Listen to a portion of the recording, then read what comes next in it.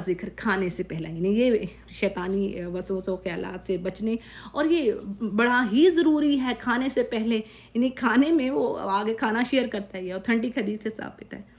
تو کھانے سے پہلے لازمی، یعنی کھانا، دیکھیں کھانے کے لیے ہی انسان جو ہے نا ساری تگودو کر رہا ہے، 2 وقت کی روٹی کے لیے بھاگ دوڑ، یہ وہ سب کچھ ہو رہا ہے نا۔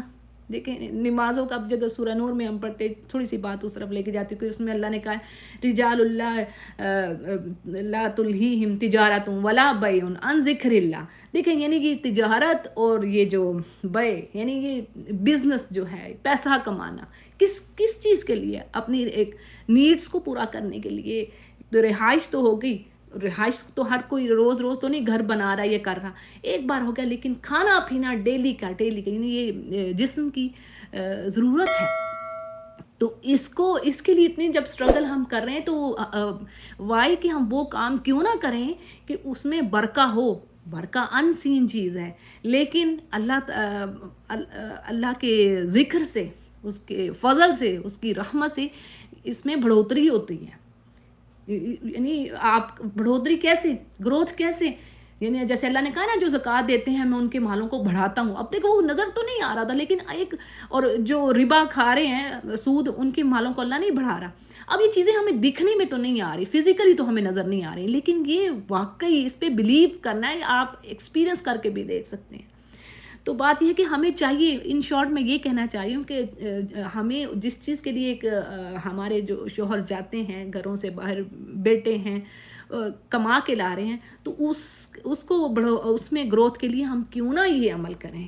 تو یہ ہے کہ بسم اللہ، یہ ہرگز نہ بھولیے بسم اللہ پڑھنا کھانے سے پہلے، کھانا شروع، اور اگر بھول جائے تو درمیان میں بھی پڑھ لی جاتی ہے، ٹھیک ہے، درمیان میں بھی اس کو بسم اللہ وَلَهُ وَآخِرَہ، ٹھیک ہے، اس طرح کر کے وہ بھی پڑھ لیں۔ نہیں لازمی اللہ کا ذکر کھانے سے پہلے ہو، نہیں تو کیا ہے شیطان اس کھانے میں، جیسے کہ حدیث سے ثابت ہے نا کہ ایک شخص گھر میں انٹر ہوتا ہے، یہ بھی ایک بات سمجھ لیجیے کہ گھر میں داخل ہونے سے پہلے، داخل ہوں جب آپ، تو اللہ کا نام لازمی، اگر ہم شیطانی حملوں سے، شیطانی وسوسوں سے، پریشانیوں سے بچنا چاہ رہی ہیں تو یہ کام ہمیں لازمی اپنے بچوں کو سکھانا ہے کہ گھر میں جیسے ہی انٹر ہوئے ایون یعنی سلام کرنا ہے، ٹھیک ہے، السلام علیکم کہنا ہے گھر والوں کو۔ اچھا اب اگر گھر خالی ہے تو اس کے لیے بھی بات آتی ہے کہ آپ انٹر ہو رہی ہیں، گھر خالی ہے، کوئی نہیں، تو کیا کہنا ہے؟ السلام علینا وعلی عباد اللہ الصالحین، یہ ورڈ ہے السلام علینا،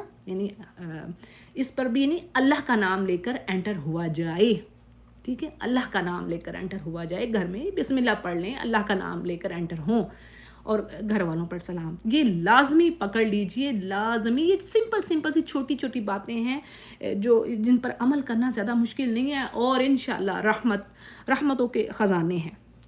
نہیں تو وہ یہی ہے کہ اگر جو نہیں کر رہا، اب جس نے سلام کر کے جو گھر میں انٹر ہوا، جیسے کہ حدیث میں آتی ہے بات، تو وہ شیطان کہتا ہے کہ اب میرے لیے جگہ نہیں ہے اس گھر میں، ٹھیک ہے، یہ تو آپ نے یہ حدیث سنی ہوگی کافی، جیسے آپ کہہ لیں کہ میڈیا پر آتی ہیں اور تھرو رسائل کے ذریعے کسی بھی طریقے سے پہنچتی ہیں لوگوں تک، لوگ پڑھتے ہیں۔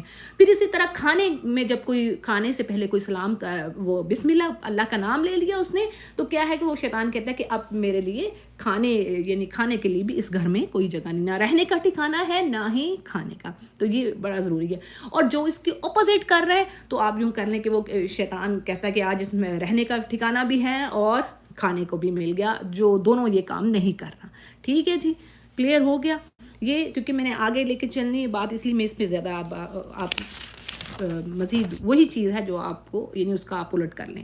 پھر ہے دخول الاخلاء، یعنی قبل دخول الاخلاء، آپ داخل ہو رہے ہیں واش روم میں تو اس سے پہلے پناہ مانگ لینا خبیث جنوں اور جننیوں سے، میلز اینڈ فیمیلز بوتھ، دعا ہے نا، ٹھیک ہے، یہ اذکار جو آپ صلی اللہ علیہ وسلم کے وہ پڑھ لینے۔ پھر اسی طرح جو ہے آیت الکرسی، اس کے بارے میں تو خود نبی کریم صلی اللہ علیہ وسلم نے یعنی بہت ساری اس کے بارے میں ہمیں جو روایات ملتی ہیں کہ ایک نگران فرشتہ اللہ تعالیٰ کر دیتا ہے جو رات کو بھی پڑھتا ہے، اور جو پڑھ کر صبح گھر سے نکلے اور وہ یہ پڑھ لے تو ایک نگران فرشتہ اس کے ساتھ ہوتا ہے، آیت الکرسی۔ تو اور پھر اسی طرح جو فرض نمازوں کے بعد ایک مرتبہ اس کو پڑھ لے تو یہ بھی اوتھینٹک حدیث سے ثابت ہے کہ اس کے اور اس کے یعنی جنت کے درمیان کوئی فاصلہ نہیں سوائے موت کے۔ اس کو آیت الکرسی اتنی اہم ہے، بہت ہی اہم ہے، اس کو نہیں چھوڑنا آیت الکرسی کو۔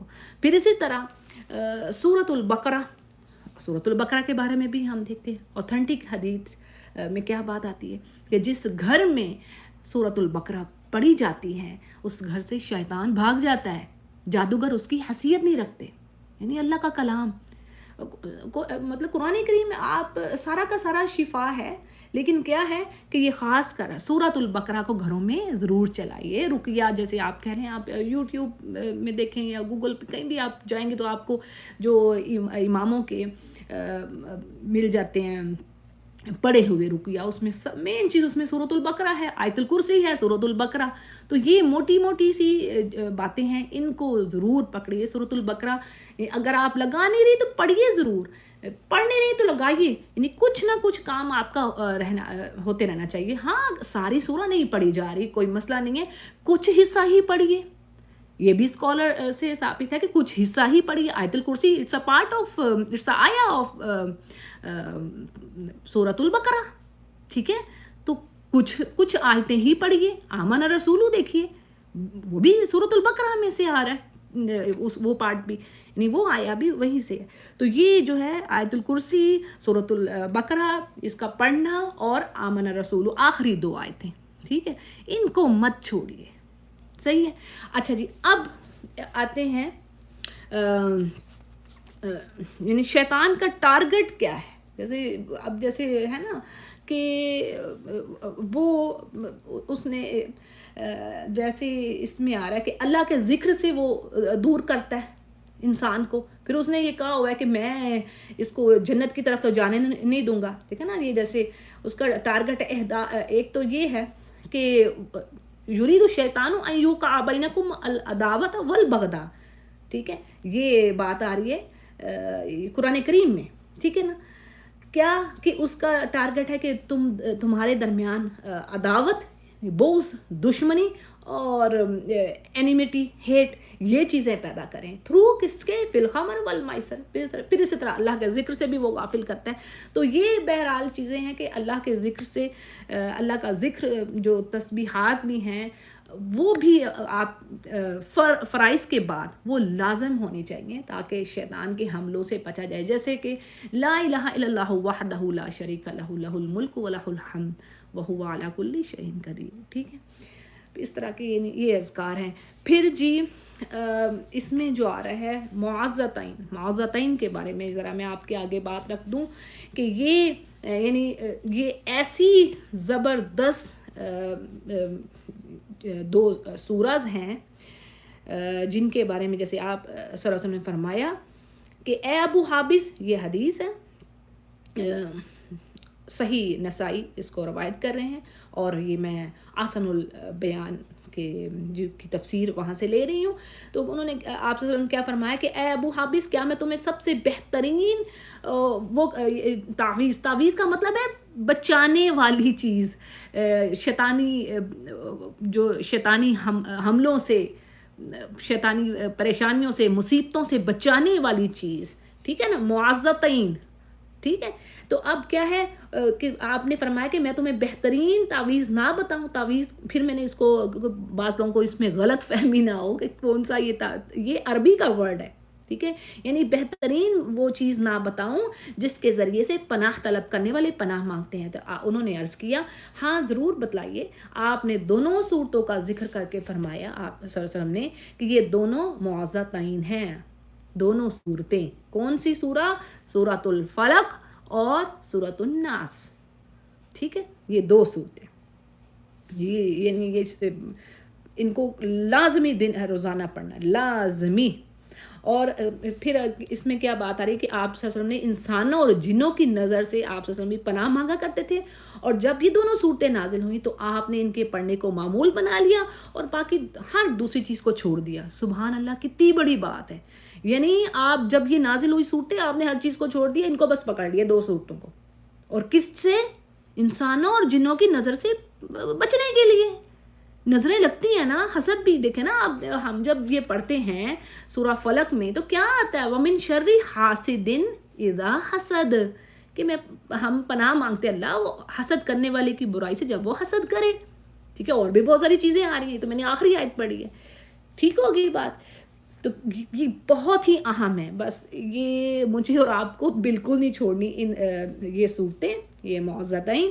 پھر کیا بات آ رہی ہے جی، یعنی یہ جو بات ہوئی نا پہلے کہ آپ نے ان کو پڑھنے کا معمول بنا لیا اور باقی دوسری چیزیں چھوڑ دی، اس کو بھی صحیح ترمذی روایت کر رہے ہیں. اسی طرح عائشہ رضی اللہ عنہا فرماتی ہیں کہ جب آپ کو کوئی تکلیف ہوتی تو آپ معوذتین قل اعوذ برب الفلق اور قل اعوذ برب الناس پڑھ کر اپنے جسم پر پھونک لیتے.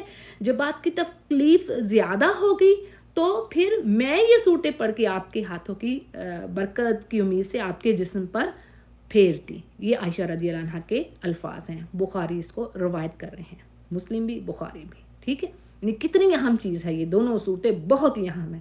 پھر اسی طرح اور بات جان لیجیے، اکثر ہمارے جو عقیدے ہوتے ہیں ہم لوگ پریشان ہو بیٹھتے، کچھ نہ کچھ ہو جائے، کچھ کام، کوئی بیماری لمبی ہوگی، کوئی مشکل ہم پہ آن پڑی، وہ اس کو لمبا ٹائم گزر گیا، ہم کہتے ہیں اب تو یہ تو کچھ نہ، بس جادو ہو گیا، کسی نے جادو کر دیا. تو اب اس کے لیے کیا ہے، اس کے لیے بھی یہی چیز آ رہی ہے. کیا اس کے علاوہ بھی کچھ آیات ہیں، لیکن مین آپ یہاں پر سمجھ لیجئے کہ جو بھی جس پر میں بات کر رہی ہوں وہ یہ کہ جیسے اس کے حوالے سے آپ صلی اللہ علیہ وسلم پر جادو کیا گیا تو جبرائیل یہی 2 صورتیں لے کر حاضر ہوئے اور فرمایا کہ ایک یہودی نے آپ پر جادو کیا ہے اور یہ جادو فلاں کنویں میں ہے. تو آپ نے کیا کیا کہ حضرت علی رضی اللہ عنہ کو بھیج کر اسے منگوایا، اور یہ ایک کنگھی کے دندانوں اور بالوں کے ساتھ ایک تانت کے اندر 11 گریں، یعنی گریں لگی ہوئی تھی، ناٹس لگی ہوئی تھی، اور موم کا ایک پتلا تھا جس میں سوئیاں چبھوئی ہوئی تھی. یعنی یہ وہ کام تھا سارا جو جادوگر عورتیں اور مرد کرتے تھے. اب جبریل کے حکم کے مطابق آپ ان دونوں صورتوں میں سے ایک ایک آیت پڑھتے جاتے اور گرہ کھلتی جاتی، یعنی ناٹ کھلتی جاتی اور سوئی نکلتی جاتی، اور خاتمے تک پہنچتے پہنچتے ساری گرہیں کھل گئیں اور سوئیاں بھی نکل گئیں، اور آپ اسی طرح سے یعنی آپ صحیح ہو گئے جیسے کوئی شخص جکڑ بندی سے آزاد ہو جاتا ہے. اس کو صحیح بخاری مسلم روایت کر رہے ہیں. اور آپ پھر وہی بات ہے کہ آپ کا معمول بھی یہی تھا کہ رات کو سوتے وقت سورہ اخلاص اور معوذتین پڑھ کر اپنی ہتھیلیوں پر پھونکتے اور پھر انہیں پورے جسم پر مل لیتے، سر، چہرے اور جسم کے اگلے حصے پر ہاتھ پھیرتے، اور اس کے بعد جہاں تک آپ کے ہاتھ پہنچتے 3 مرتبہ آپ ایسے ہی کرتے. ٹھیک ہے، یہ بھی صحیح بخاری کی روایت ہے. یعنی 3 مرتبہ آپ ایسا کرتے اور ان دونوں صورتوں کو آپ پڑھ کر اپنی ہتھیلیوں پر پھونکتے. ٹھیک ہے جی، اگین میں آپ کو اس میں صحیح بخاری اس کو روایت کر رہے ہیں. اسی طرح سورۃ الاخلاص کے حوالے سے بھی ہم دیکھ لیتے ہیں، یہ بھی بڑی اہم سورہ ہے. جیسے آپ وہ چاروں کل کہتے ہیں نا، تو وہ چاروں کل جیسے اب یہ کل سے شروع ہو رہی ہیں، اس لیے انہوں نے 4 کل کا نام بنا دیا. تو بہرحال یہ جو 3 سورہ ہوگی، اسی طرح سورۃ الکافرون بھی بڑی اہم ہے. سورۃ الاخلاص کو پہلے دیکھ لیتے ہیں، اور اس کے ساتھ ہی میں پھر اپنی بات کو، اس میں یہ بڑی اہم سورہ ہے. آپ صلی اللہ علیہ وسلم نے اس کو 1/3 قرآن قرار دیا، اور اسے رات کو پڑھنے کے لیے بھی یعنی کہا ہے کہ اس کو رات کو پڑھا جائے. صحیح بخاری اس کو روایت کر رہے ہیں اس حدیث کو، یعنی 1/3 قرآن اس کو قرار دیا ہے. پھر اسی طرح یہ بھی روایت میں آتا ہے کہ 3 مرتبہ جس نے اس سورہ کو پڑھ لیا، قل هو اللہ احد، ٹھیک ہے، جسے 3 مرتبہ پڑھ لیا تو وہ بھی 1/3 قرآن ہے. اور دیکھیں یہاں پر 1 بار میں بھی آ رہا ہے. پھر اسی طرح یعنی صحابہ بھی سورہ سے بڑی محبت کرتے تھے، تو یہ کئی صحابہ، اور آپ صلی اللہ علیہ وسلم نے فرمایا، یعنی ایک صحابی سے آپ نے فرمایا کہ تمہیں اس سے جو محبت ہے وہ تمہیں جنت میں داخل کرے گی. صحیح بخاری اس کو روایت کرتے ہیں. تو جی یہ رہی شیطانی وسوسے سے بچنے کی کچھ تدبیریں تھیں، کچھ جو پریونشن ہے جو ہم نے کرنی. ایک تو نماز ہے، میں نے بتا دیا وہ ضرور کریں، اور اسی طرح غسل اور وضو کے حوالے سے، اور اسی طرح مزید جو ہے بسم اللہ اور اللہ کا ذکر کھانے سے پہلے، اور اسی طرح جو واش روم سے انٹر ہونے سے پہلے، اور گھر میں آیت الکرسی، سورۃ البقرہ، یہ چیزیں چلائی جائیں انشاءاللہ، اور اللہ کا اور کثرت سے قرآن کریم کو پڑھا جائے۔ اللہ سے دعا ہے کہ اللہ تعالیٰ ہمیں ان چیزوں پر عمل کرنے کی توفیق دے اور قرآن کریم پر جمائے رکھے، آمین۔ وآخر دعوانا الحمد للہ رب العالمین۔